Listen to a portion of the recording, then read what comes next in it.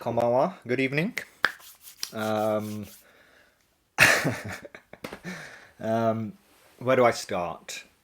So many of you will know who I am. If not, I'm Andrew Gallimore. I'm a chemical pharmacologist, computational neurobiologist who has a particular interest in psychedelics, the neuroscience of psychedelics, the phenomenology of psychedelics.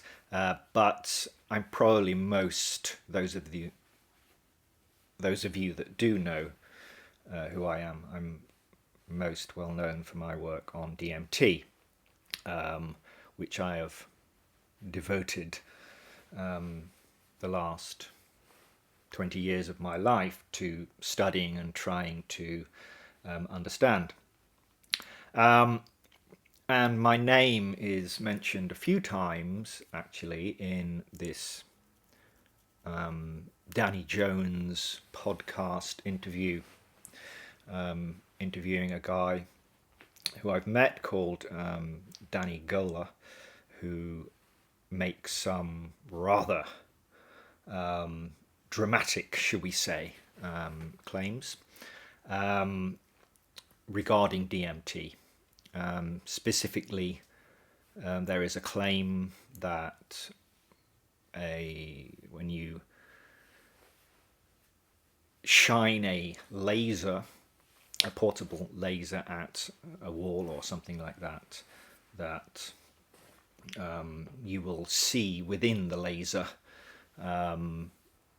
code, basically, some kind of highly dynamic, coherent, crystal clear code.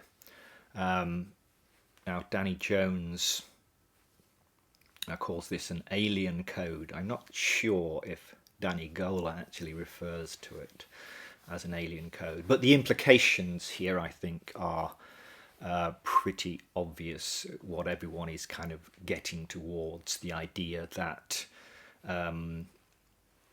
this discovery, as Danny Goler likes to call it, hints towards, or is perhaps revealing the deepest structure of reality, and that you're seeing the fundamental source code that instantiates or runs reality, or something like that. It's very cool, but I do have some issues, shall we say. And a lot of people have been messaging me over the last few days, asking for my take. I apologise for the red light, by the way. It's just I don't know, it's a dim in here and it looks red. Anyway, yeah, everyone's been asking for my take on this matter. I don't really know what a take is. I'm guessing it's an opinion on something, probably a media-friendly, short, concise opinion. I'm not sure that I can offer you that.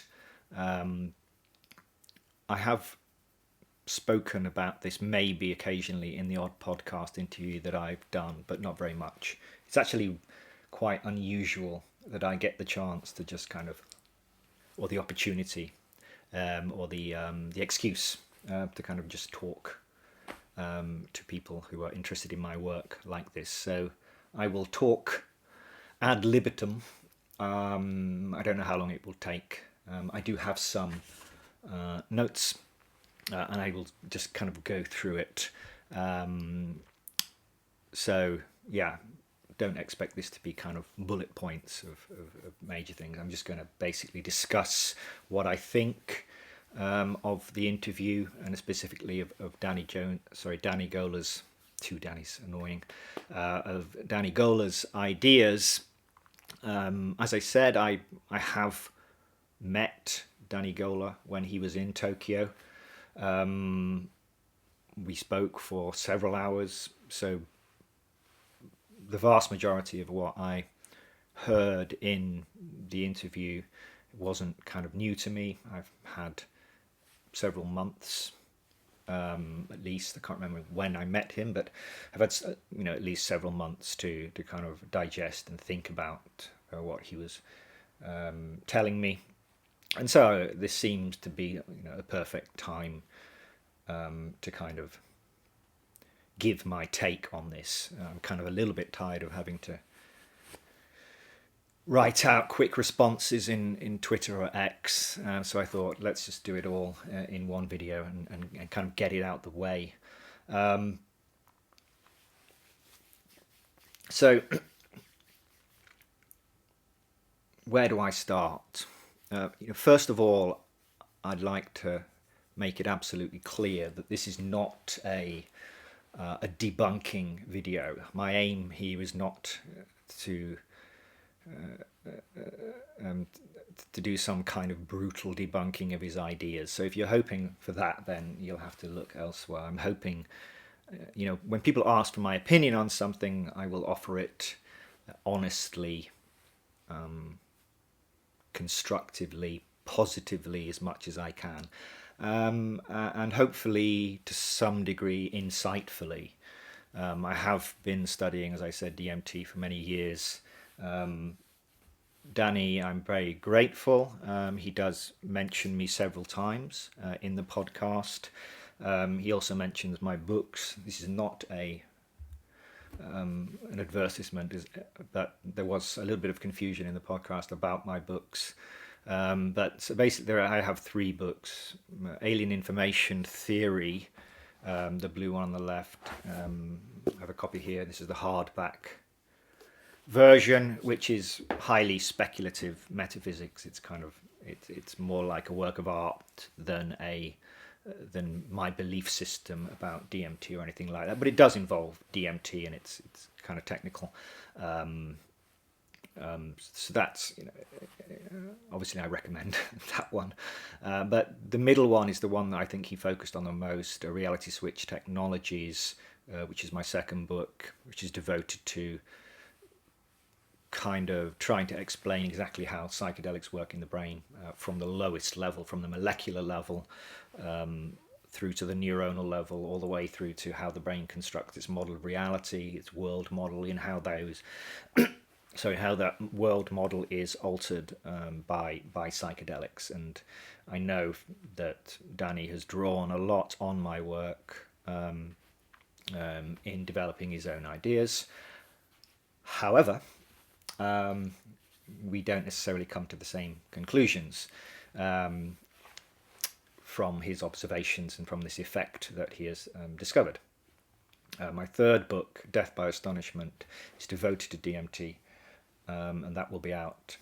It's not out yet. It's out the beginning of July next year, so you'll have to wait for that one.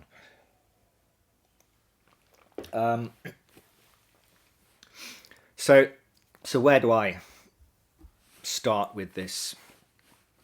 So this idea, I was watching the trailer. So Danny, for those that watch the interview, I'll link to the interview. You should probably watch it if you're watching this. One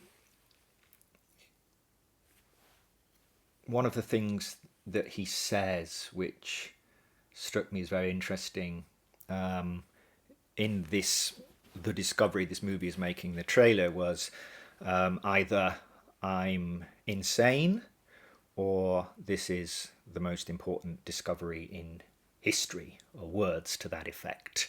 I disagree, or at least I don't think there is evidence or compelling, definitive evidence that is the case. I think DMT, one could argue, is the most important discovery in human history. That I will get on board with. That's why I've devoted, as I said, the last couple of decades of my life to studying DMT, after my own world-shattering experiences many years ago with this molecule. I really do think that it is one of the most important and profound and mind-shattering discoveries in the history of humankind, no doubt about it. But neither of us can take credit for that. I think what Danny has discovered here is significant. I think it is potentially very important, and I think that it could be a very valuable tool within the broader study of DMT phenomenology. So when I say phenomenology, I mean what people see, what people experience when they take DMT. So DMT, for those of you that don't know, which probably isn't many of you, is this short-acting psychedelic that has the ability, certainly at high enough doses, to transport you to kind of obliterate the normal waking world and replace it with one that's altogether stranger, filled with highly intelligent, highly advanced, hyper-technological beings that you could communicate with, just completely incredible stuff. And in my opinion, largely inexplicable. There's much about the DMT experience that I think is inexplicable. And I think what Danny has discovered here is part of that phenomenology. It is part of that. It is one aspect, if you like, of a broader, very, very strange phenomenology of this molecule. So I don't think that it's the most important discovery in the history of humankind. I don't think the implications, or I don't think there's much support for the implications that, or the conclusions that Danny seems to be drawing on this, either implicitly or explicitly in some cases. On the other hand, I don't think that he's insane. I don't think that he's insane at all. I should be pretty clear about that. However, I will say that I'm going to focus on the code. That's what I'm going to focus on. I don't think, just kind of broadly, that all of the other stuff that he spoke about. So he spoke about all of these weird coincidences and synchronicities with the number 42 and all other kind of weird stuff, this frog and the console and all this stuff. I don't think, from a scientific perspective at least, now from his own personal subjective perspective, I'm sure all of this stuff is forming this coherent picture in his brain of how this all works. But I think from a scientific perspective, it doesn't help his case to be talking about all of this other stuff. What scientists want is observations, pure observations, things that can be measured, that then they can study. And there is an observation here, right? The implications of the observation we can talk about, but there is clearly an observation, and we need to focus on that. Something, a clear prediction. When you shine a light and you look at this light, this laser on a flat surface, on a wall or something, then you will see code. Right? There's an observation. Now we can study it. We start from there, then we draw the conclusions. What concerns me a little bit about Danny's, some of the things that he said, at one point in the interview, he said, "There's no more shred of doubt in my mind. There's no more shred of doubt in my mind, about what this is and what is happening." That is, again, I don't think he's insane. I don't think he's mad. But these are, ironically, the words of that could sound kind of insane, because when people think about insanity, and again, I don't think he's insane, right? I don't think he's insane. I'm not saying that. But people often think that insanity is when people are totally irrational and just crazy, wild, totally nonsensical and irrational ideas. Actually, insanity is more like hyper-rationality. Everything is connected. Everything, this narrative that you're constructing in your head, everything is connected to it, and you're always looking for the signs, everything to piece in. When you see a number, you get the bill, in a restaurant, and that number, oh my god, that's telling me something that connects to this and which connects to this, and it's hyper rational. You're making these connections, and you this very complex hyper rational picture begins to emerge. And I don't think that, as I said, I don't think that Danny is insane for the seventh time, but you can start to see where this narrative structure is starting to build, and the different pieces that he's drawing upon to kind of reinforce that in his head, to the point where he is, as he said, there is no more shred of doubt in my mind. So where do we go from there, basically? Now, I think it's important that people who talk about DMT, particularly if people who kind of should be listened to, at least, should have some experience with the molecule. I think that's a valid point to make. I don't talk much about my own personal experiences for various reasons, but my devotion is the wrong word, but my having devoted my life to DMT for the last 20 years comes from personal experience.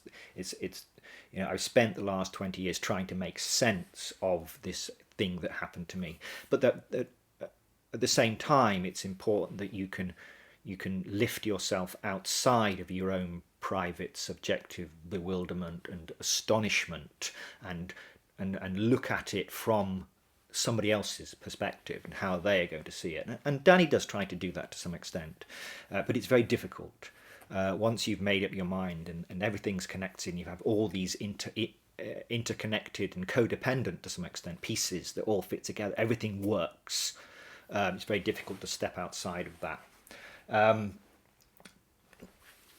So I come from I occupy a kind of an unusual position within this whole subject.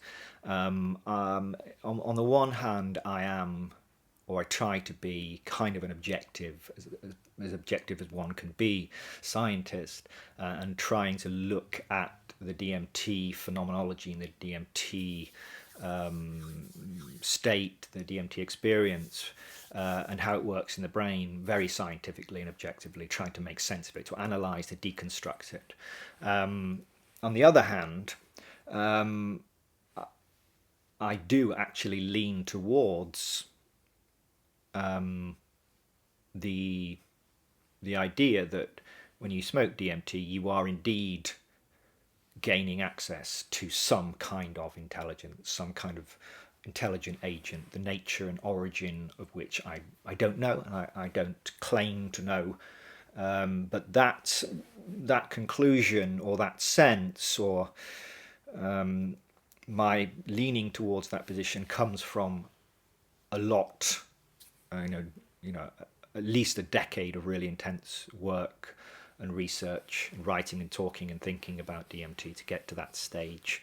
So it's I'm kind of unique, in some senses, uniquely positioned, in that I do try to be scientific, whereas I also hold what to many people seems to be a completely outlandish idea, which is that the DMT state is not just a hallucination. So in that sense, I agree with Danny, actually, that the DMT does allow us to access something.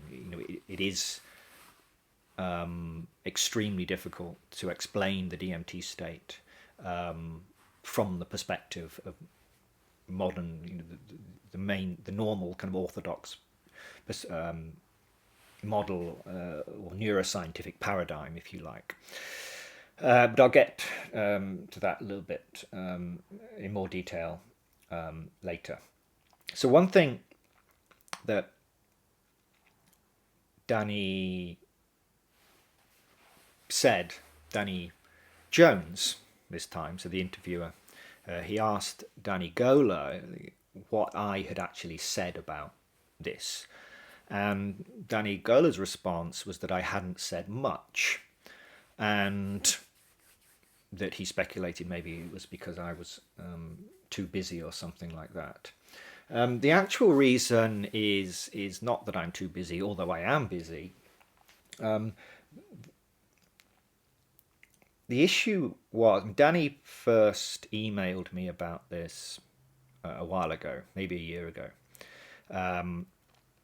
And the problem that I had is that when he emailed me, the whole code of reality, I think the website was even up, codeofreality.org or whatever it is, it became clear to me from the outset that, well, it didn't seem to me like Danny was kind of looking for an explanation, but that he already had an explanation.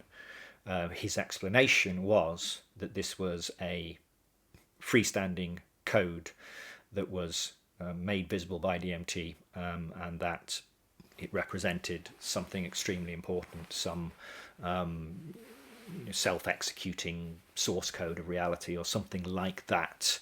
And so from my perspective as a scientist, it's like, what do you want from me? I don't mean that dismissively. As scientists, what we like to do is start from an observation. So if Danny had written to me and said, hey, I see this really weird effect when I shine a laser at a wall. I'm on a low dose of DMT. I see this like digits, like code. It's moving very quickly. It's highly reliable. It's replicable, and lots of other people see it. What do you think? What could be an explanation for this? Can you try and help me to understand this? That's what we like, because then we can kind of collaborate, if you like, and try to work out. We start from the observation, and then we develop hypotheses, and then we think about how can we test these in studies and that kind of thing. But that's not kind of what I felt actually I was being presented with. In fact, I was being presented with a narrative. I was being presented with this doctrine, almost this ideology, whatever you want to call it, of this is what it is. This is code that actually there. It's embedded in the fabric of reality, and it's the most important thing that anyone's ever discovered, and we're going to make a movie about it. And when you're faced with that as a scientist, you've got two options, really. Actually, you've got one option. It looks like two at first. Your first option is to say, I think you're right. Yeah, this is definitely the code of reality. This is definitely the most important discovery. Let's do something with this. Let me show you why this is true, and I'm going to help you tell the world about this. That no scientist worth their salt would ever do that. No scientist worth their salt is going to start from that conclusion. No matter how compelling the effect, they always want to break it down, go back to the original basic observation and work from there. So that's not really an option. The second option is to, from the outset, enter into an antagonistic position. To say, actually, I disagree with that. I think that's wrong. You've misinterpreted that. I don't see how you've got to this. So you're trying to kind of break through this undeniable sense that Danny Goler has of what he's got here, and chip away at it. So you start from the outset rather than as a collaborative relationship, but as an antagonistic relationship. You're fighting against. It's very uncomfortable. Certainly for me, I don't like conflict. So willingly enter into some a academic or professional relationship, or whatever you want to call it, with somebody where it's going to be from the outset, that you're going to be fighting against this narrative that's already kind of set up, is not a very comfortable position to be in. So that's why, and I don't know whether other scientists feel the same as I do in that regard, but that's why I kind of, kept my distance. We also have, we have reputations, and to kind of connect yourself with something that seems to have taken on a life of its own, perhaps without the proper scientific foundations to support it, also affects me. You know, I'm attaching my name to something, and if it turns out to be completely not what it was claimed to be in the beginning, then you know it affects my reputation.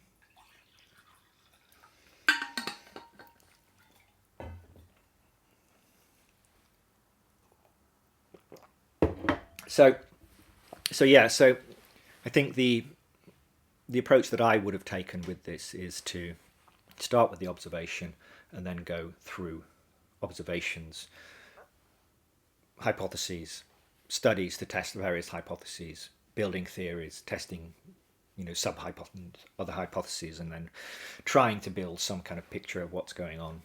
But that takes time, man. It takes time. It takes people. It takes money. It's a long process that might take years. You know, peer-reviewed papers, and you know, especially in a field like this, it's it's no doubt that would be a struggle. But at the end of it, you would have something very compelling. You know exactly what you've got, and you know exactly how well it is actually supported. It's much easier just to say, okay, this is what I've got, and I'm going to make a movie about it.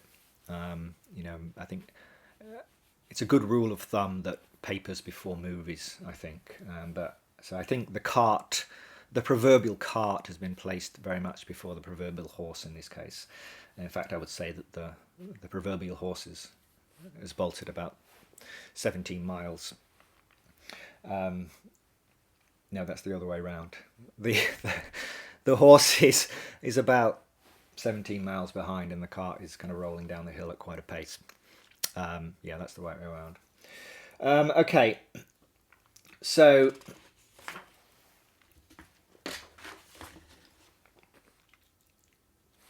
what else do I want to talk about before I get into the kind of the details? So I do want to talk about the claims made. There were a number of claims made specifically related to neuroscience, and indeed that drew upon my own work. So I want to address those, and I think there's some important stuff there. As I said, overall, I think that this is a discovery. I think it's an observation that is potentially very important, but not for the reasons I think that Danny thinks they are.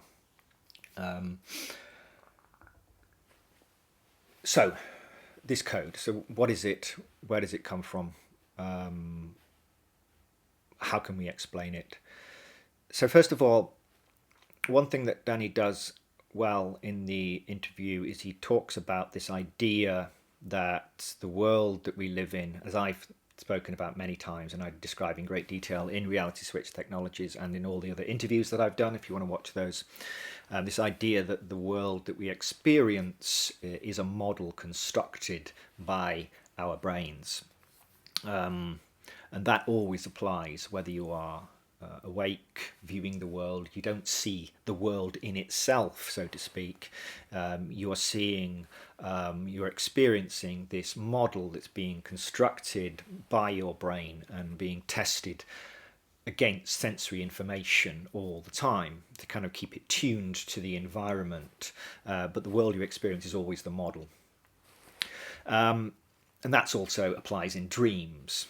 You experience a world model that is in many ways very similar to the waking world model. In fact, it's built in exactly the same way. The difference is that it's not being mapped to sensory inputs, not being tested. It's disconnected from the environment, if you like, but it's still built in the same way. When you take a psychedelic drug,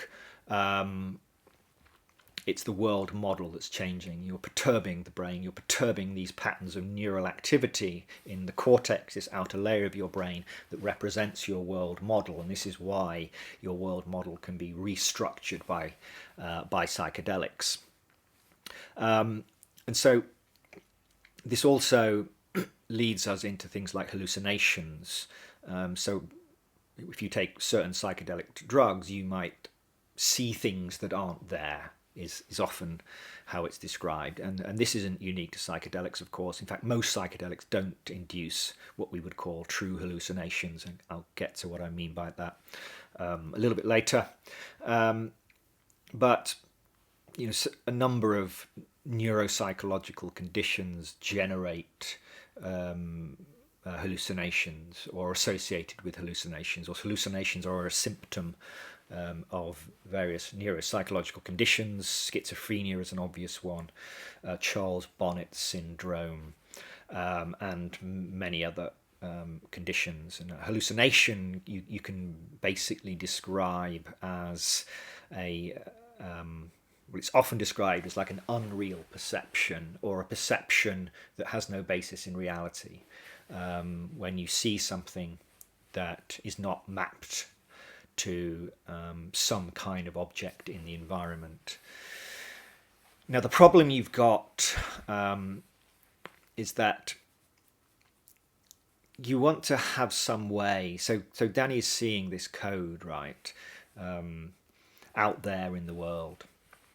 And when he smokes DMT and he looks through this at this laser, and the problem that you've got is, how to distinguish this from this experience that seems to be there. How to distinguish that from a hallucination, and the problem is, and it's a really profound problem, is that both real perceptions and hallucinations are built from the same stuff. They're models. Everything you experience, as I said, is a model constructed by your brain. So there's no difference in a sense between a true perception of something out there in the environment, an object, such as this glass, and a hallucination of that object, at least from a distance. Both are models constructed by the brain. So how do we tell? How do we know if someone is experiencing a hallucination, or whether someone is actually experiencing a true perception, what we would call a veridical perception, a perception that tells them something valid about what's going on in the environment? And it's not trivial. Now, for most people, most of the time, it's not a question that they need to be overly concerned about.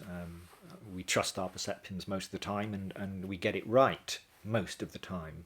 But of course, that's not always the case.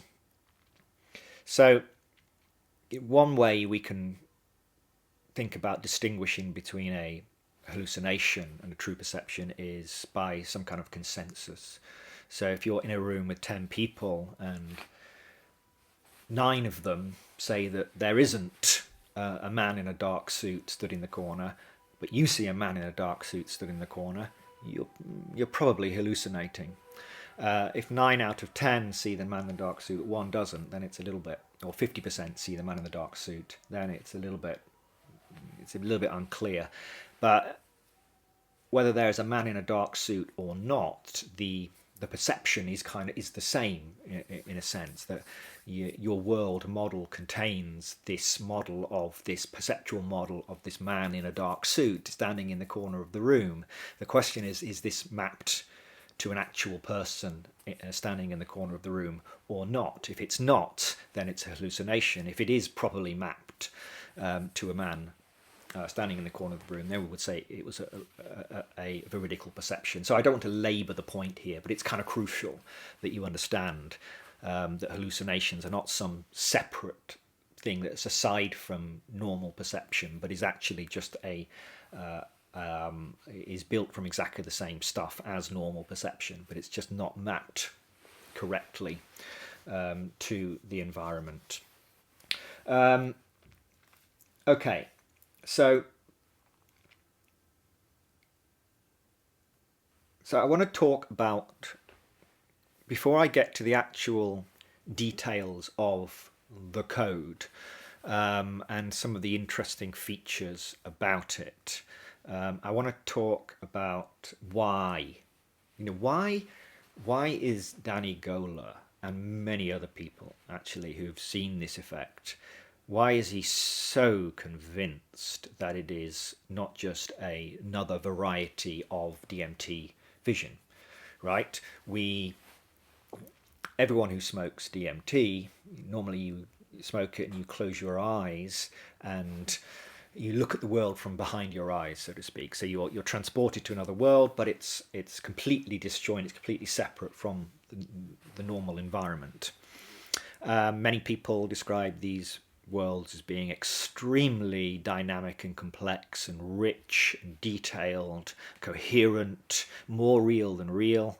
And many people are convinced that these worlds are indeed real. And I think indeed they are very difficult to explain otherwise. Very difficult to explain as being mere hallucination, as being something your brain has cooked up. So I agree, the DMT phenomenon, the DMT phenomenology more broadly is an inexplicable.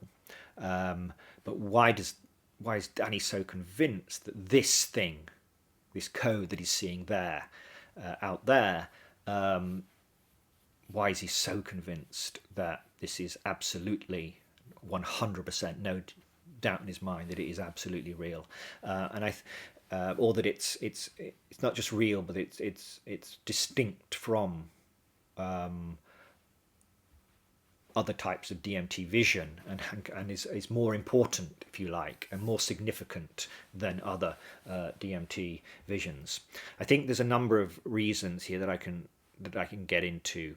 First of all, I will say there's no, broadly, there's no difference fundamentally between a vision that's occurring behind your eyes. So if you close your eyes and you see this alternate world filled with these strange beings and maybe even languages and codes and that kind of thing, there's no difference between that, this kind of internally generated alternate world, and something you see outside.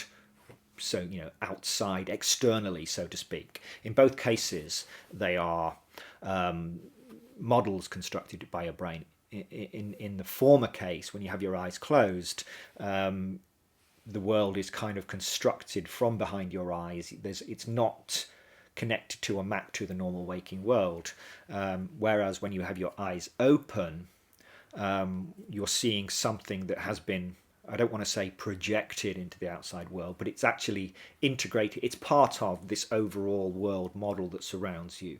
The world model that surrounds you is kind of a model that's constructed in your brain, but is kind of, again, projected is maybe the wrong word, but in a sense, it's kind of like it's projected out there and seems like it's out there, overlapping, overlaying this always inaccessible true reality. So there's no real difference in that sense. If you close your eyes, you're seeing highly complex imagery. It's often, stable and coherent, has narrative structure. It seems impossible.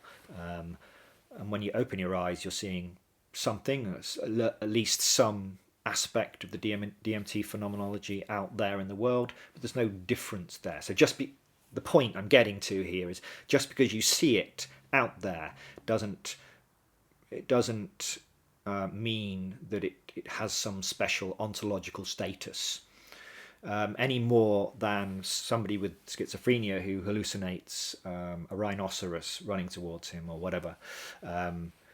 Just because he sees it out there in the world doesn't mean it's more real than if he saw it from behind his eyes, or anything like that. So that's kind of the first point.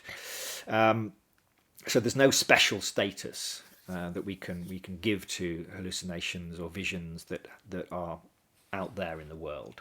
That it's just a hallucination, a model that has been incorporated into your overall world model. But that doesn't seem to be Danny's main reason for thinking that this is something very, very real and important. He speaks. One thing that struck me when I watched the interview, he talks about something called objecthood. So this section of the interview, he holds up this cup, this mug, and says that real objects have this quality called objectness, which he describes as the repertoire of all the qualities that a real object in 3D space has. Now, when I saw this, or heard this, sorry, I thought, I don't know that word. I don't know that it's a word that cognitive scientists use, as he claims. However, luckily, he did mention Anil Seth, the very prominent, quite famous, I guess, neuroscientist, and his book Being You.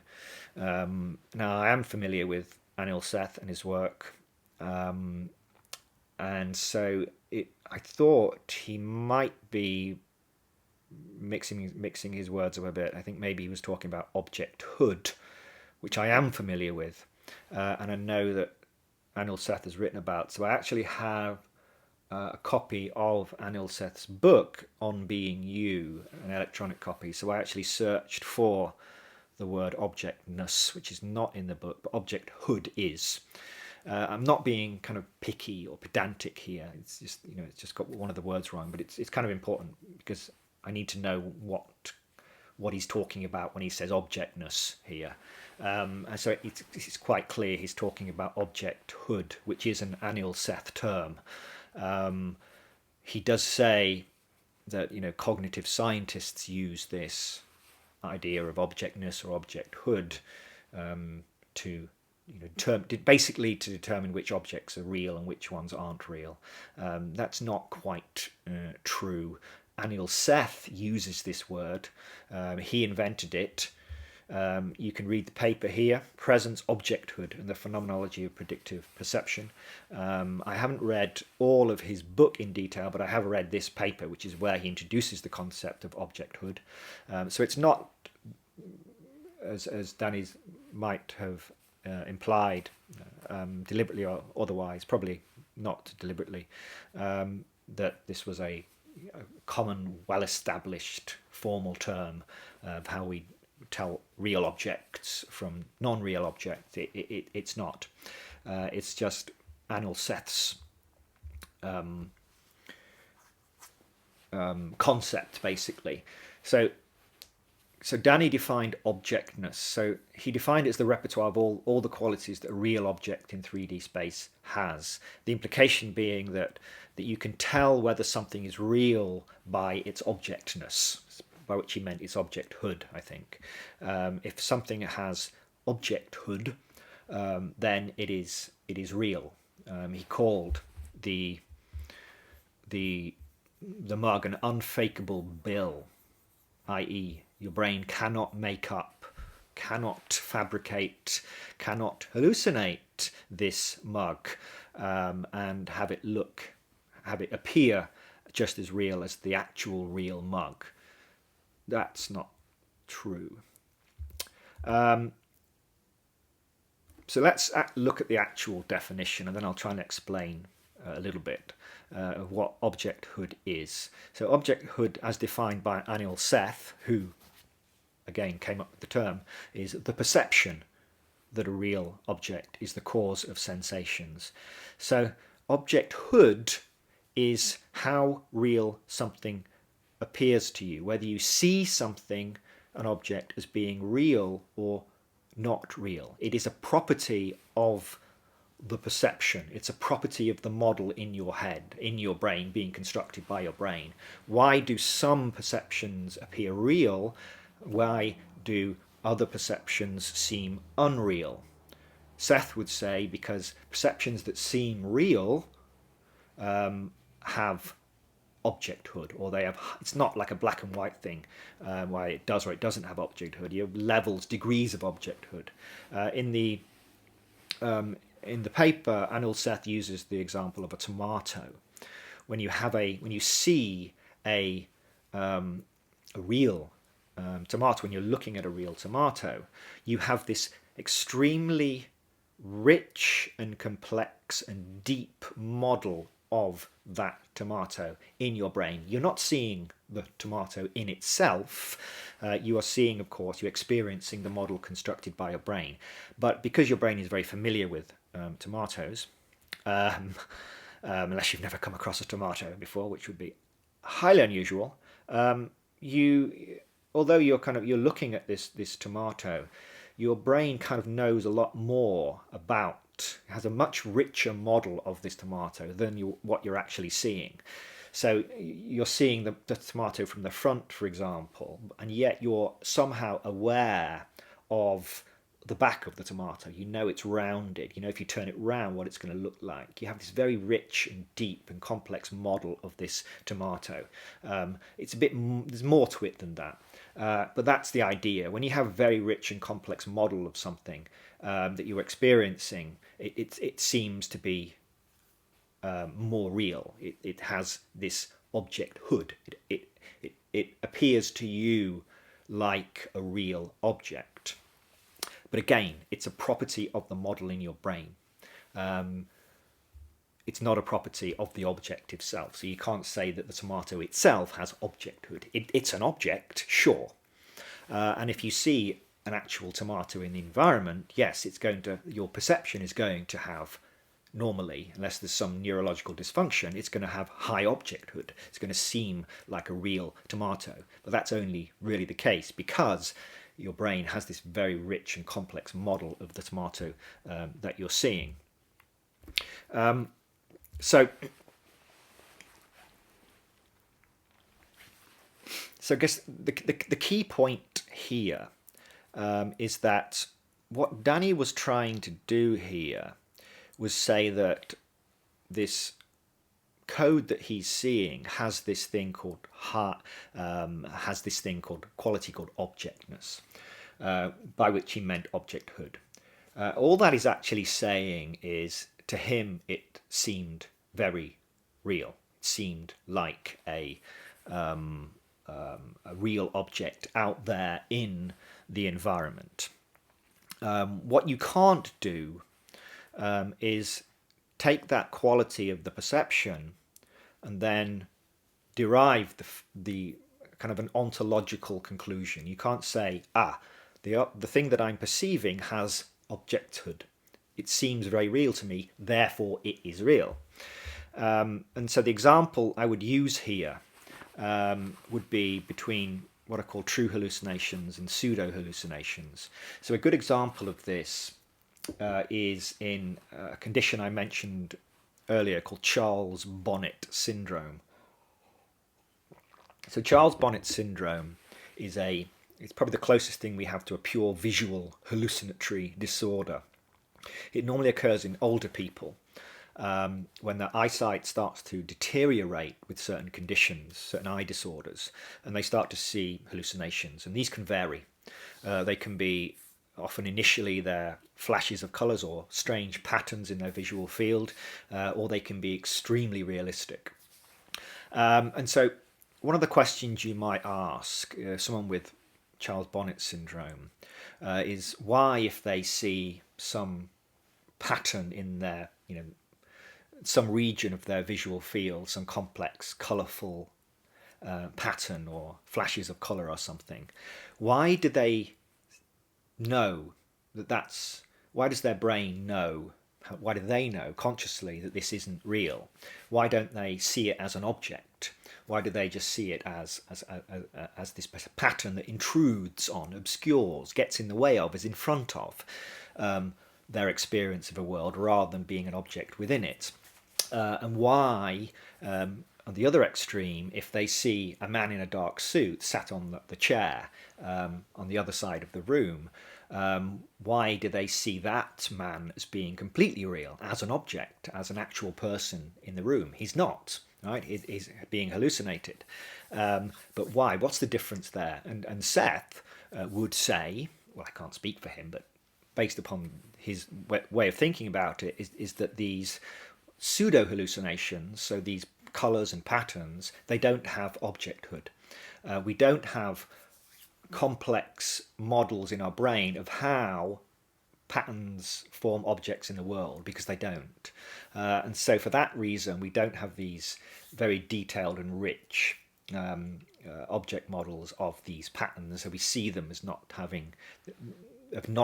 being objects, right? On the other hand, the gentleman that sat in a dark room smoking in the corner of the on a chair on the other side of the room, he does have objecthood, because he appears just like any other man. He's still hallucination. It's not real. He's not. There's no man sat in the chair really, but it appears to be a man because this man has high, or this hallucination, this vision has high objecthood. It's a complex, highly complex model with a lot of depth that your brain sees as a real object, and so it has a high objecthood. So the point here, and this is kind of the crucial point, is that high objecthood simply means that something is perceived as real, and Anil Seth tries to explain why. These are just models, his hypotheses, theories, ideas, etc. But it's a reasonable explanation, right? Objects that have low objecthood are perceived as unreal and that are intruding in perception that you're aware are coming from your mind, that they aren't part of the world out there, so to speak. That's all really that it says. What you can't do is say, oh, this thing has high objecthood, therefore it's a real object. Or you can't say, even perhaps more rarely, that it has low objecthood, therefore it is an unreal object. You can't make you can't draw ontological conclusions from objecthood alone. It's just how that object appears to you, whether it appears real or doesn't appear real. So now I don't know how Anil Seth defines it, discusses it in the book that Danny read, because I've just read the actual academic paper that Seth published. But there is a little bit, I wouldn't say sleight of hand, in Seth's paper. He quotes a German philosopher called Thomas Metzinger in the paper, and he says this: as Metzinger puts it, in experiencing hallucinations, subjects are typically aware that they are experiencing a misrepresentation, something that is unreliable and somehow in the mind. The actual quote, this is why you need to dig into your sources a little bit. The actual quote from Metzinger is, in experiencing synesthetic concurrence, we'll ignore that, or pseudo-hallucinations, subjects are typically aware that they're experiencing a misrepresentation, something that is unreliable and somehow in the mind. So Metzinger is specifically talking about pseudo-hallucinations. So this is what the flashes of colour, the things that announce themselves as not being real, so to speak. He's not talking about hallucinations more generally. So there are, as I said, true hallucinations which are completely solid appearing, that appear to have objecthood. They have objecthood. They appear completely real. But they're not. There was Danny Jones was commenting specifically about the way that, and Danny Goler as well, how the code actually appears, in that it appears to be there, right? It's right there. You can move around it. The light moves. It doesn't move with the laser. The laser seems to move through it in some way, and illuminating sections of it. And that also, as well as its compelling objecthood, that also supports, according to Danny's thinking, the idea that it's real. But again, hallucinations typically, when they are integrated into the world model, right? So they're externalized. They're there.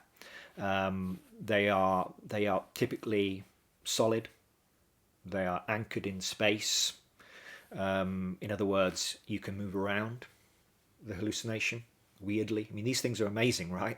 But this is well documented. If you read the psychiatric literature, the phenomenology of schizophrenia and other conditions, not all hallucinations, of course, but there's a kind of a gradient between true hallucinations and pseudo hallucinations.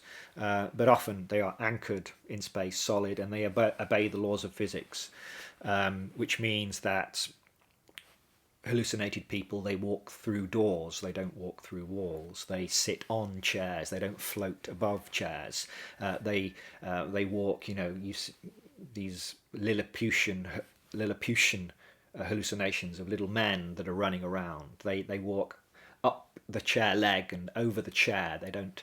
They appear to be occupying the environment and obeying the laws of physics, and you can walk around them and look at them from different angles. It's kind of amazing to think about, but that's kind of how hallucinations behave, or certainly certain types of highly complex hallucinations.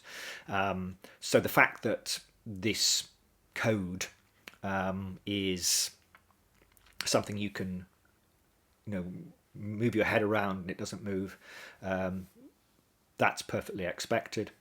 The fact that the laser moves through it, or it seems to illuminate it, the code doesn't move with the laser. Again, that's exactly as I would expect. Light doesn't cause objects to move. Light moves over objects. So this is how your brain is going to represent these things. Once your brain has represented this thing, this object, this code, this area of pocket of space containing code, whatever you want to call it, it is going to behave. It's going to be something that appears to be completely anchored in space, and seems completely real. In fact, and this is kind of where things get interesting for me personally. If I was going to make predictions, right? So we know that the DMT, these worlds that are experienced under the influence of DMT, are highly complex. They're extremely rich and detailed and dynamic and coherent, right? As your eyes are closed, you're seeing this world with all of this incredible complexity and dynamism and coherency and narrative structure. If you ask the question, then okay, let's imagine that you took a fragment of that phenomenology, and rather than looking at it from behind your eyes, you actually saw it in the world, some component of that experience, that phenomenology outside in the world. Do you think it would have, this is a question for you, this is kind of a test to see if you've understood so far, and that I'm being semi-coherent, would you expect this vision, this DMT object or DMT structure, would you expect it to have high or low objecthood? Well, my prediction would be that it would have very high objecthood.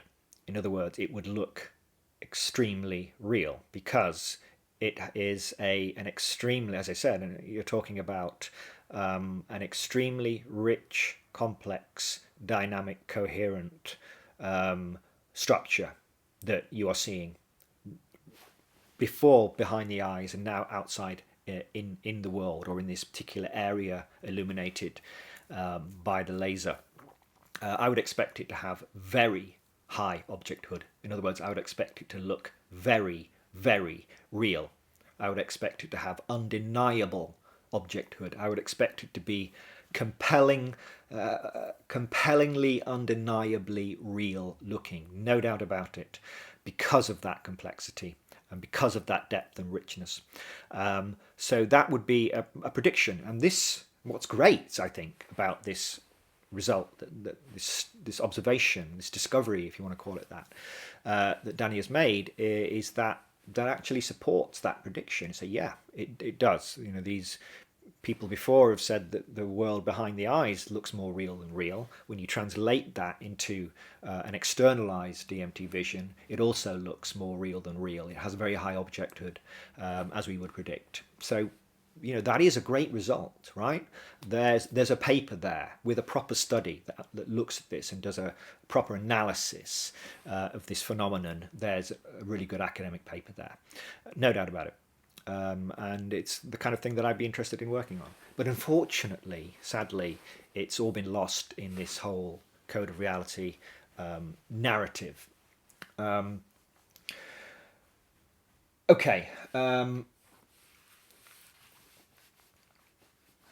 so let's move on. So far we kind of established that the we'd expect an externalized DMT vision out there in the environment to be, we'd expect it to have eye objecthood, we'd expect it to look very, very extremely real, compellingly real, undeniably real. We'd expect it to be anchored probably in space if it was restricted to a certain location, as it seems to be with the laser. Of course, you're shining a laser in one location. You expect it to be stable. You expect to be able to move around it and look at it closely, and it would look like a real object out there in the world. It's integrated into your world model. So that's not surprising. So that doesn't suggest that there's something uniquely unusual or profound going on in that respect. Now, what this doesn't answer, and this is a really important point, is it doesn't answer the broader question of why does your brain have these extremely rich and complex and dynamic, why is your brain able to construct such rich and complex and dynamic models of objects that don't exist in the normal waking world? That is a mystery, and that's the mystery. That's what I've been kind of wrestling with and talking about and writing about and thinking about for many years. But that's a broader problem for the DMT phenomenology, is how can your brain construct these models in such intricate, rich, exquisitely complex detail that bear no relationship to the kind of models that your brain learned to construct as a model of the environment. That is unanswered question, and does suggest there is something going on that's very, very important and profound with DMT. But that applies to the DMT phenomenology more generally. It doesn't specifically apply to this code thing. Okay, so there are other things. He didn't just rely on this objectness or objecthood, I think he was talking about. He also said that there were basically two features of this code, again before I get to the code itself, that he thought was compelling evidence that he was dealing with a real thing, and that was complexity and specificity. So complexity, the code is highly complex. Okay, yes, I'm sure it is. All DMT visions are generally highly complex, so it would be a surprise if something that he's seeing out there externally, this externalized DMT vision, wasn't complex. I would see that as very odd. So of course it's complex. Then he talks about specificity, and by that he seems to mean that everybody sees the same thing. Now that's a different question. First of all, do they? We don't know, actually. He says everyone sees the same thing. I don't think he can really make that claim at this point, at least not with any kind of scientific rigor. You can't make that claim, because, well, first of all, it's not 100% clear exactly what people are seeing. He did describe it to me. He described it in the interview as well, what people are seeing, and I'll get to the kind of the structure. But what we don't have yet, and he's perfectly aware of this and he admits this, is this some kind of larger study where you're getting people which is more difficult now because he's kind of publicised this thing, but to get people who aren't aware of the code, and independently ask them, to perform the experiment, etc., under controlled conditions and see what they see. Yes, this is the kind of experiment that needs to be done. It hasn't been done. Yes, okay, he says that 1,000 people have contacted him and said they've seen it. Seen what? The code. Okay, they're seeing digits. They're seeing characters. Okay, are they the same characters? Is it the same code? We don't know. Now I do know a number of colleagues, friends, associates, professional and academic, who have done this laser experiment, some of them with Danny. Some of them said, yes, I saw something, but it wasn't that, or it wasn't what I described. No, I'll get to that in a minute. The kind of the details of the code. Did it look like this? No, it was completely different. It was something that I'd never seen before. So they didn't seem to see the same thing. Danny Jones looked at the laser as he was coming down from the trip, and he said he saw cogs or something. Lots of spinning, twirling cogs. So he didn't see it. So does everybody see the same thing? Maybe there's some skill involved. I don't know. Maybe it requires some kind of effort, or I don't know. But clearly, the fact that 1,000 people have told him they've seen it doesn't mean that everyone's seeing the same thing. It means that 1,000 people out of however many other people who've tried it and didn't see anything, or didn't see what they would consider to be code, saw something they thought was like code, that looked real to them, that seemed to occupy this space. Did they see the same thing? We don't know. So we have to reserve judgment in that regard. But at the moment, I think the claim that everybody sees the same thing is unsupported, I would say, at least. It could be true. And even if it is true, that doesn't necessarily mean that that they're seeing some deeper fabric of reality or something like that. A good example of this would be, I don't have images, but Heinrich Kluwer, back in the, sorry if I butchered the name, the German speakers, back in the, I think it was the 1940s, he noticed that people who, under the influence of mescaline, would see certain patterns regularly. They would all see like spirals or cobwebs or checkerboard patterns or these kind of things that would be kind of highly geometric patterns, very repeatable. Lots of people saw them, but it doesn't mean that they were real. It turns out it was just the way that your visual cortex is structured, and this was kind of shown by the computational neuroscientist Jack Cowan quite a couple of decades later, I think, originally, and another scientist called Bard Ehrmantraut also demonstrated this. So just because lots of people see the same thing doesn't mean that it's necessarily external. It could be neurologically in the way the brain is wired. I don't think that that's an explanation here, by the way. I don't think these are simple form constants. I think there's something far more complex and far more interesting actually going on. So far we have this, from the data at least, we have this, large numbers of people see something that they see as digits, they interpret as code.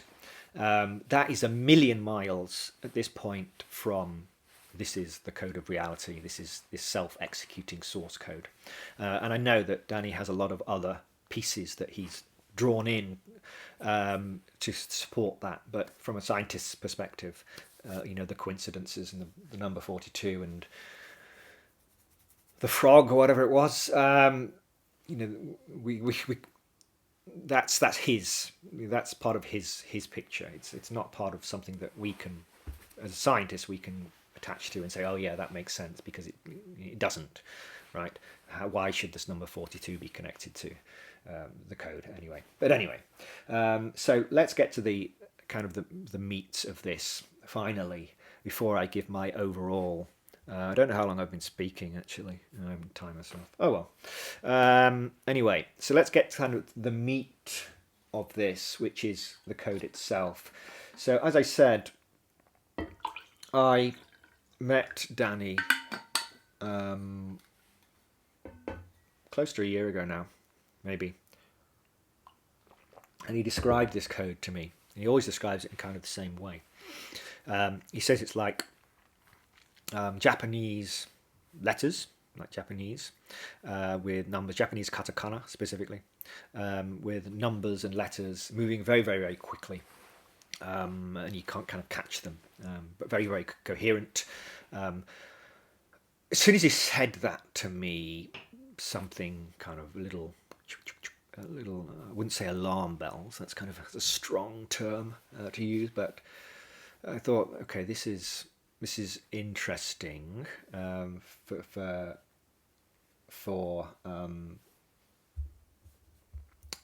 a number of reasons that I'm going to get to.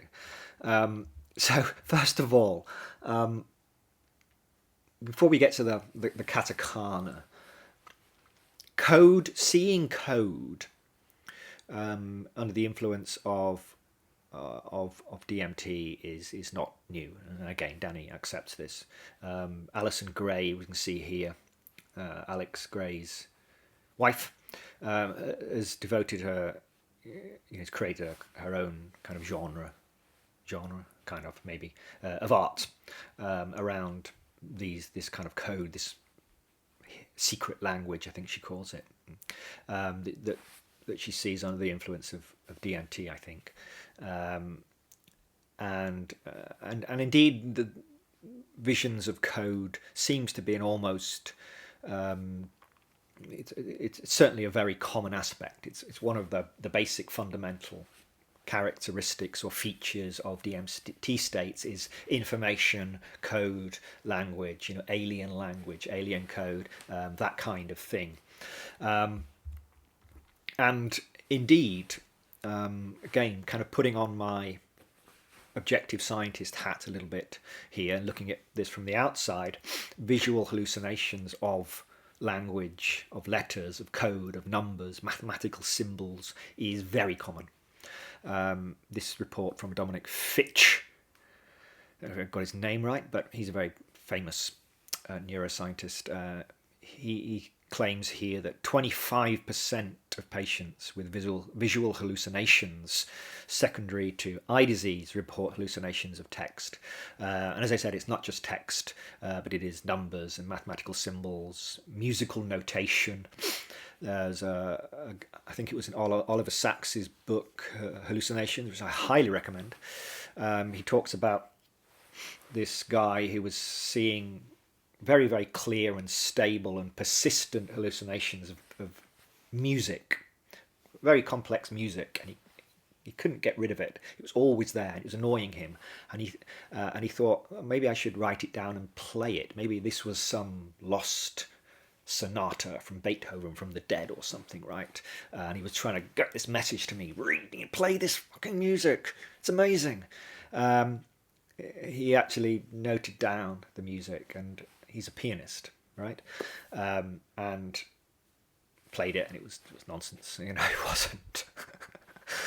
wasn't. It wasn't beautiful music. It was just nonsense. But the point I'm making, the point I'm getting to here, is that we are a very lexical, linguistic, textual kind of species. So it's not surprising that we see images that people hallucinate code or strings of text or that kind of thing. It's not strange at all. So we have to think about how we differentiate that kind of visual hallucination from actual, real, meaningful code, and that's not an easy thing to do. You have to be able to isolate, note down the code, and actually demonstrate that it's actually information rich, that it actually has meaning, and that it's not just nonsense, not just nonsensical strings of text. Anyway, so let's look at the code itself. So this is probably, when Danny spoke about the Katakana, I immediately thought of this.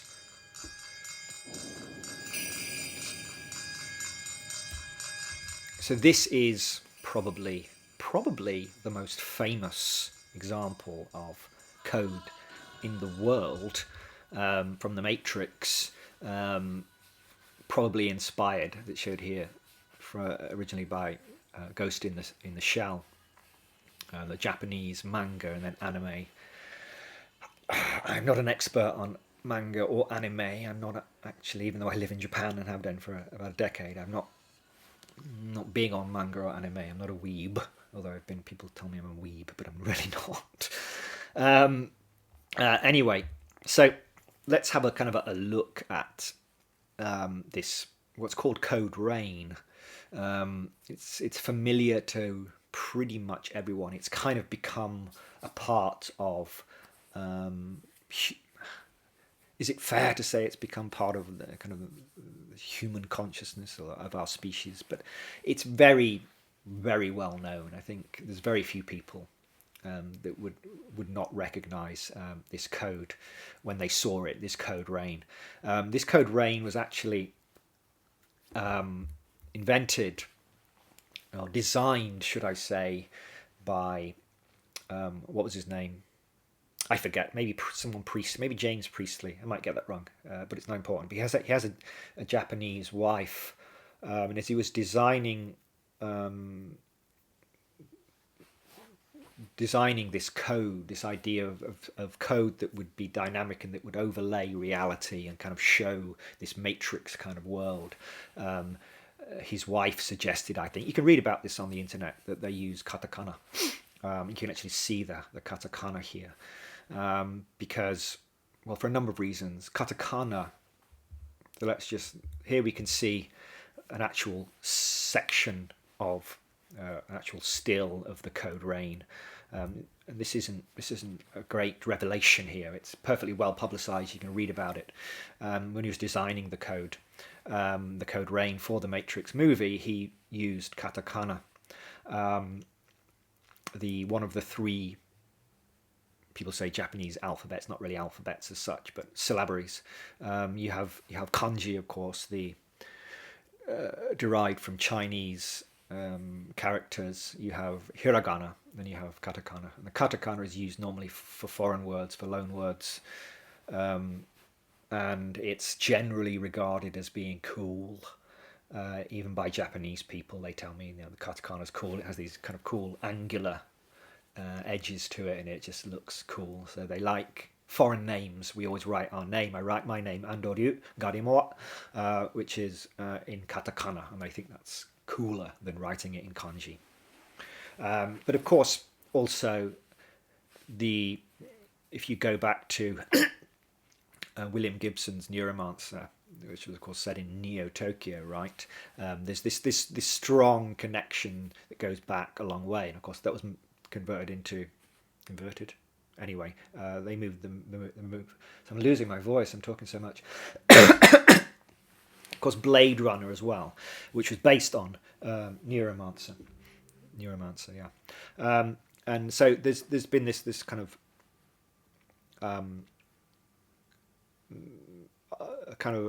this connection between cyberpunk and Japan, and specifically Tokyo.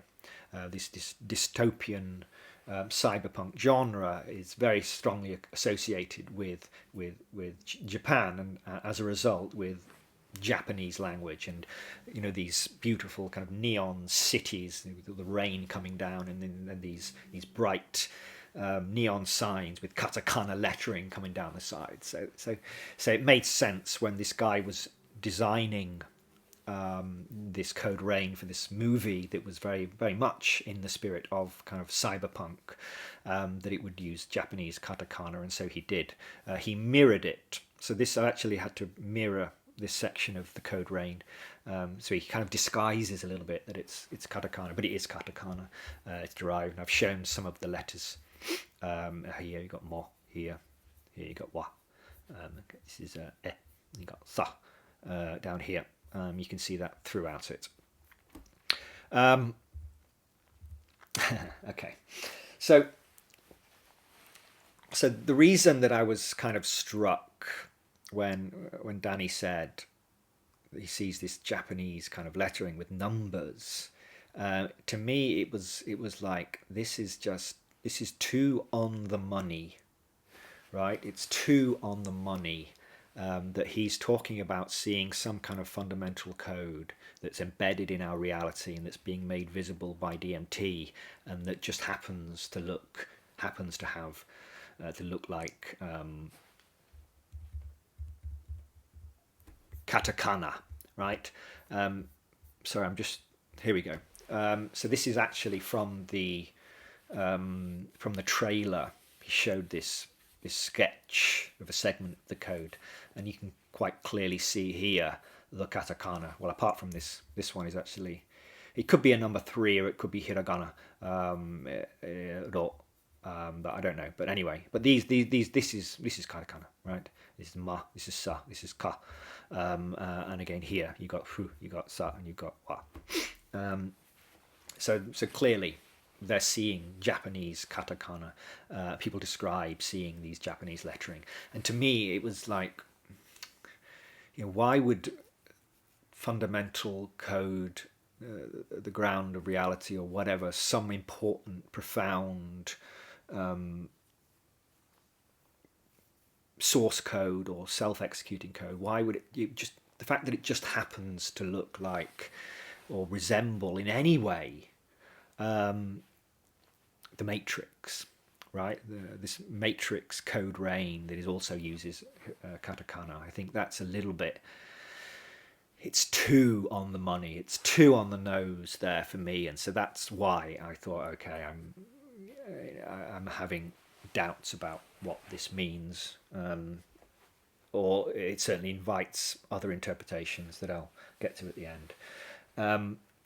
Also, it also raises the question of, well, if this is some kind of important code, why is it kind of embedded in reality? Why would, if it was doing something, if it was running something, why would it appear kind of embedded like that in the structure of reality? I mean, yes, in the Matrix movie, they use, it's a visual device to kind of indicate that everything's encoded. But of course, the code itself, you don't, if you kind of took a microscope and looked very, very closely, you wouldn't see code running, right? The code is running elsewhere, and then the world emerges, from the code. But I don't see why, if you're looking at code, first of all, why it would look like digits that we recognize that make sense to us, and secondly, that it would be katakana that look exactly like the Matrix movie. To me, that was just a bit too on the money. So then Danny kind of I guess comes to the rescue here and explains a little bit.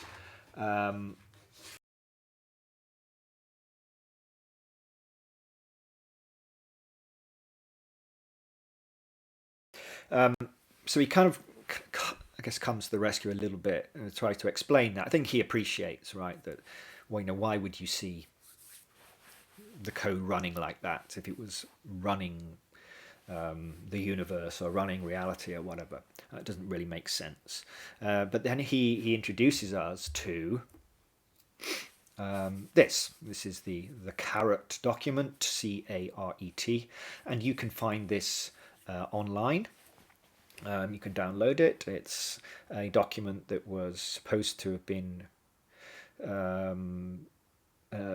some kind of extraterrestrial research project based upon some device or some recovered craft or recovered components of a craft, and there's some kind of analysis. It's very cool stuff, right? You can see on the right here, you got this really cool diagram. It's very cool stuff, and to give Danny credit here, he does say we don't know if this is real or if it's fake. Well, I can settle it. It's fake. There's no doubt it's fake. So here we can see these components from this alien craft, whatever it is, and you can see the symbols on there as well. He calls it. He says. Danny said, if it is a fake, it's one of the greatest fakes of all time. I disagree with that. Again, this is a section of one of the diagrams. I've taken some of these symbols. I've had to rotate them. A couple of them I had to mirror as well. So whoever made this did do a fairly good job of disguising the fact that they were, again, using Japanese katakana. So we can see here on the left, you got fu. This is clearly Japanese katakana, again, all the different ones, wa, shi, tsu, wo, and I will draw your attention specifically to these two in the middle here, shi and tsu. Anybody who has studied the Japanese language, this is why I said at the start that it's significant that I'm talking to you from Japan here, because I am familiar with, I read Japanese every single day, so I'm very familiar with the language, and I'm also familiar with the struggles of learning Japanese.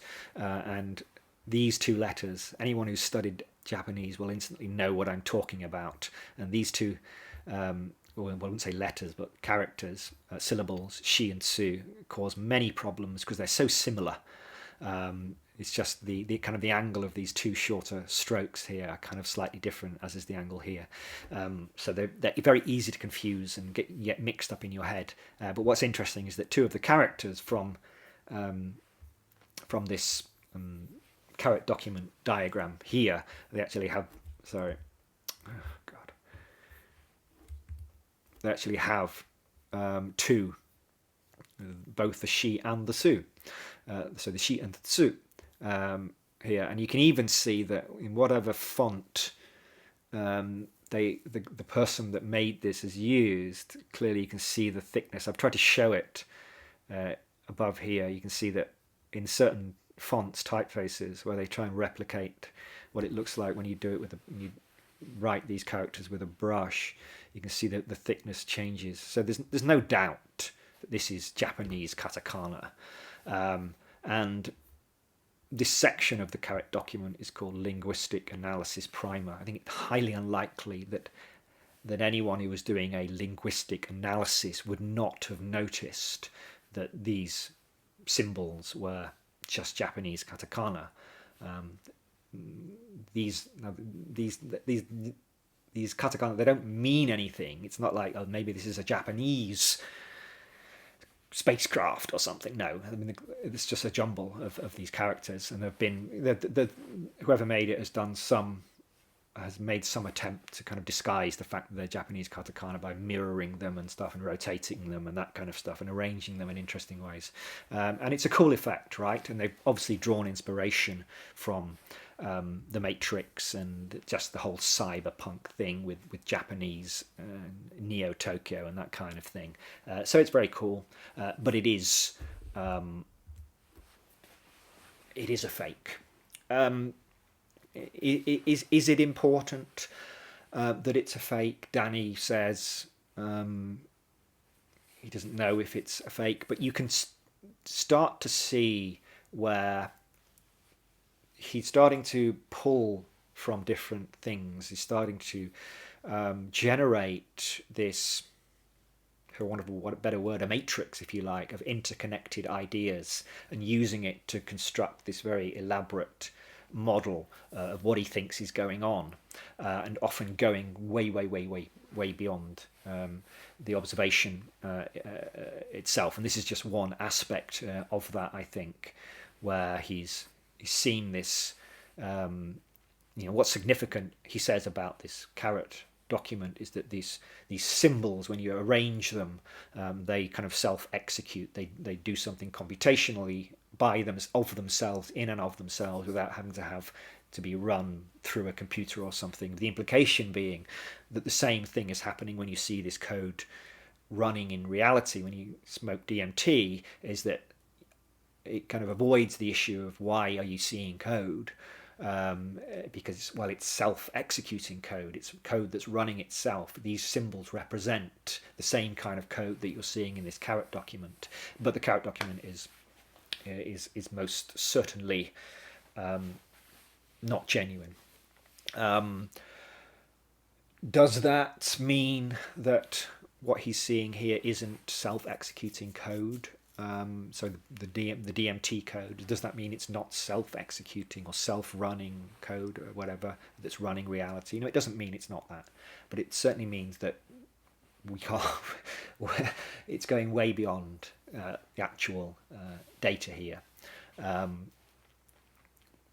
to draw that kind of conclusion. Although he's completely sure about it in his head, I think objectively we have to say that we're millions of miles away from drawing that conclusion. Okay, so kind of overall, before I get to my kind of sum up of what I think is actually going on and why I actually think this is an important and valuable discovery, I think overall you have some kind of highly externalized DMT vision that's highly stable, that's highly complex, that has high objecthood, but all of these you would expect. What we don't have yet is kind of definitive evidence that everyone sees exactly the same thing and that means something, and that the code actually means something. That requires a scientific study before you can do that. And even then, it would be a long way before we get to that, to actually drawing conclusions about how it relates to the nature of reality.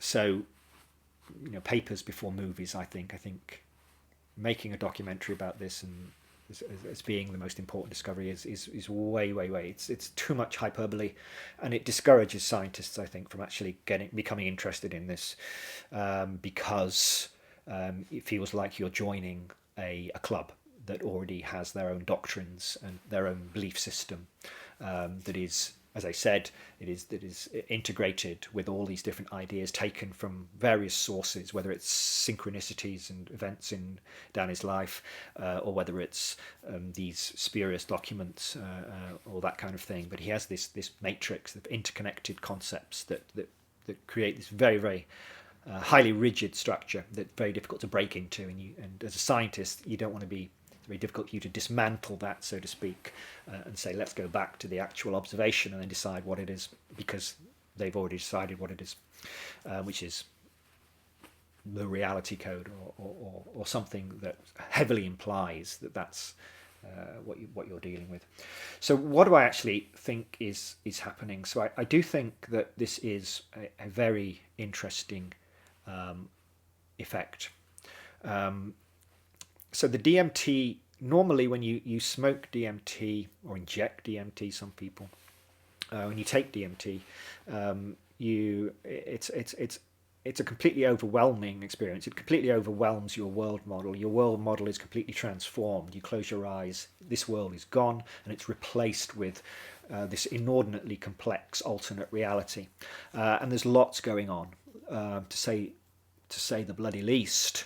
There is an awful lot going on. It's astonishingly, true. Few things are truly astonishing, and DMT is that, and overwhelming, and hard to make sense of, hard to take in. And so, what I think is kind of interesting is how do you get in? How do you analyze this space? How do you say, okay, let's try and focus in on a small area, the micro phenomenology. How can we actually analyze the detailed structure of the space? And that's very difficult, right? When it's all happening, your whole world is full. You've got these entities that are completely filling your vision, and these hyperdimensional geometries, and it's all changing very fast. How do you actually try and analyze it? And that's a real problem. People can describe in a high level. I saw a being. It looked like a large praying mantis, or I saw lots of these little elves. But if you ask them, well, did you look at how were these elves constructed? What was their anatomy, or what did their skin look like? They can't tell you, because it's impossible to kind of get in that detailed. Do you know when?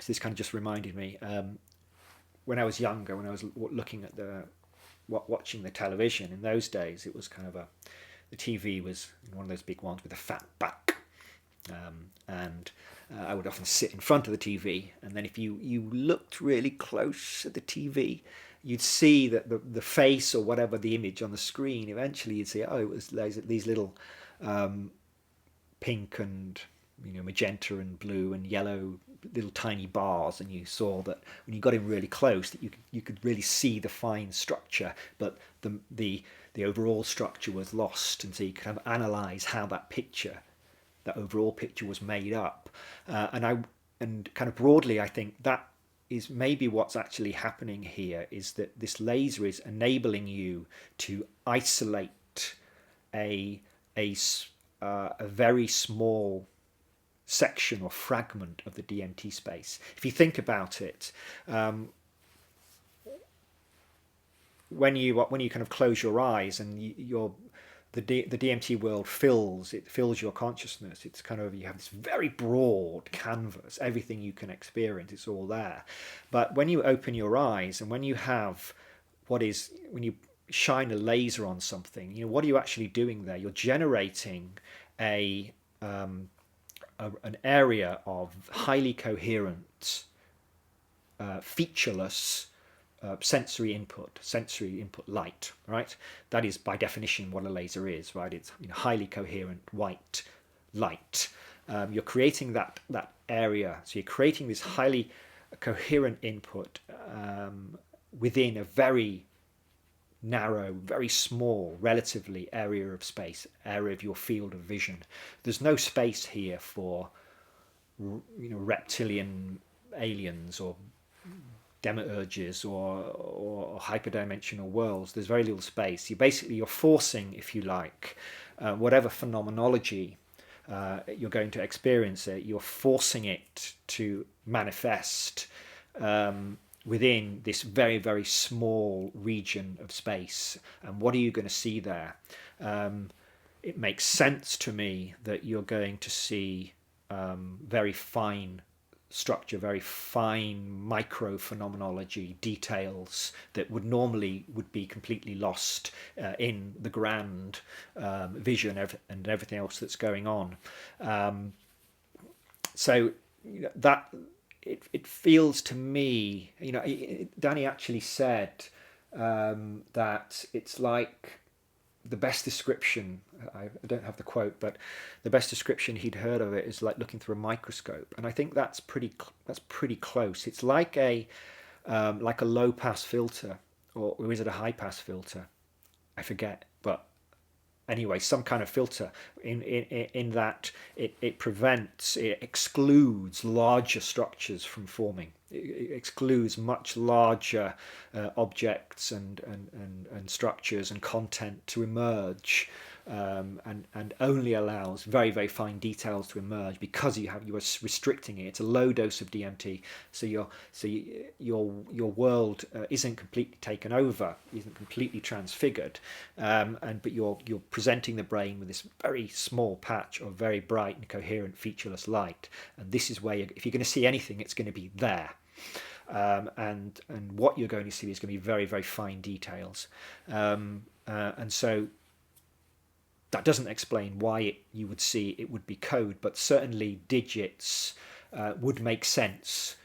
Digits, letters, very, very small multitudinous structures would make sense in that kind of highly restricted space. So what I think this laser seems to be doing is allowing you to focus on microphenomenology, on detail that you can't do before. That's really cool. I think that's it has the potential to be a really important, and I mean this, really important discovery. There's definitely work that can be done to develop this. I think it's in many ways, I will admit, it's amazing, right? That you can isolate certain features of the DMT space and analyze them more carefully.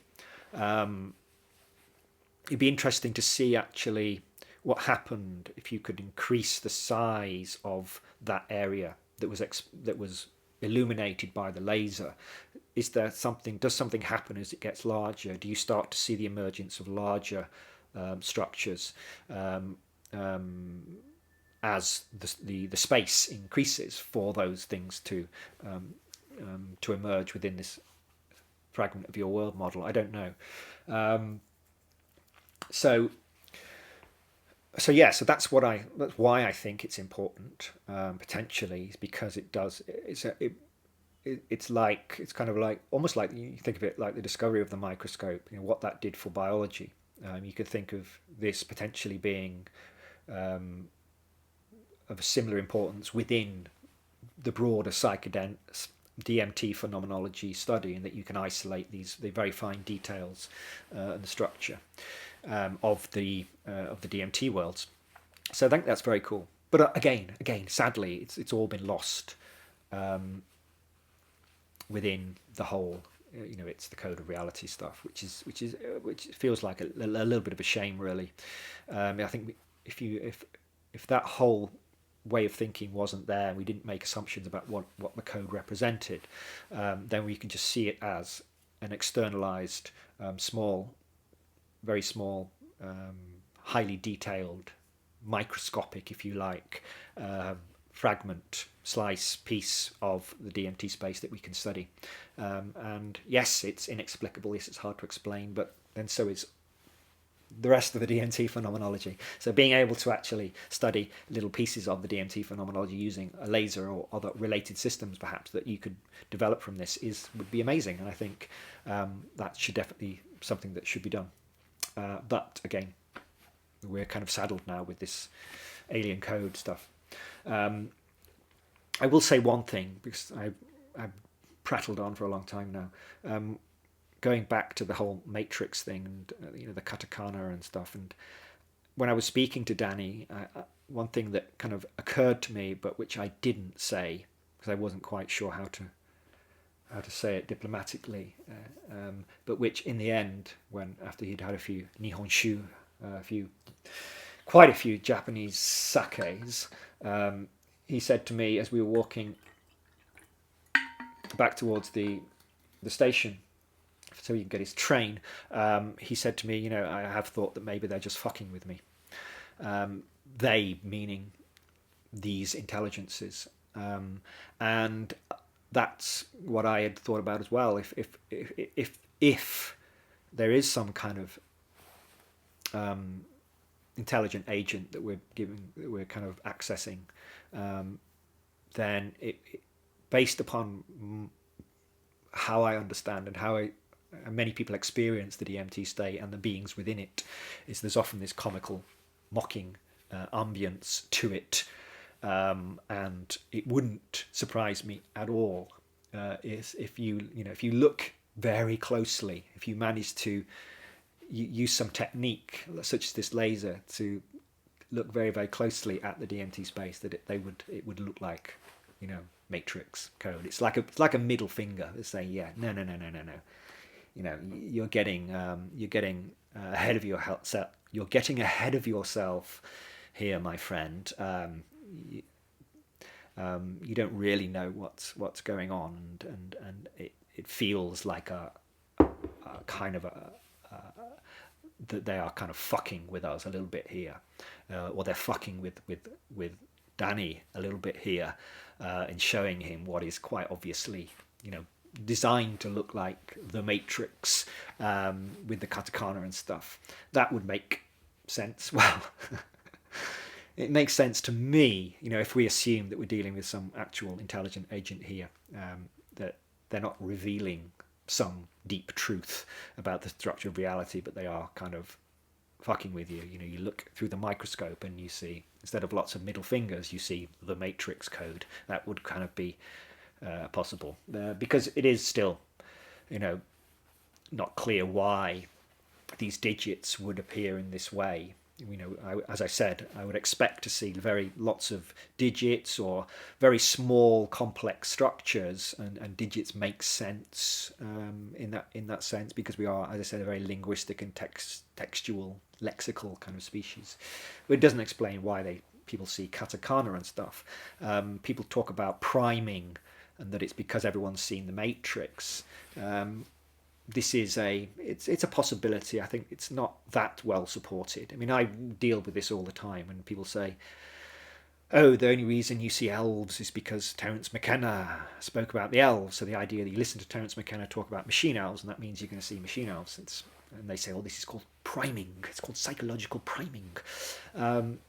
Psychological priming normally normally occurs on a very short scale, where someone is shown an image, often very quickly, so they don't consciously register it, and then they're shown a second image, and this image they see before primes their response to the next image, basically. So it's often very short scale. So the idea that priming is something that you carry with you just by listening to Terence McKenna lectures or whatever, I think is not likely, personally. The Matrix code is it some kind of priming thing? People expecting to see, especially if Danny Goler tells them, again, this is why we need more independent studies, but is it possible that people are primed to see this kind of code? Are they even seeing the same code? They're seeing some kind of letters that looks kind of code-like. We don't know, so it needs more study. So I think I've said just about enough. I'll post this, well, it's on YouTube now. You're watching it on YouTube, I think, and on X. I'll try to answer questions if you have any about what I've spoken about. But I think I've made my point. My voice is going. My tea is cold, and I'm hungry. So thank you for listening if you've made it this far, and I will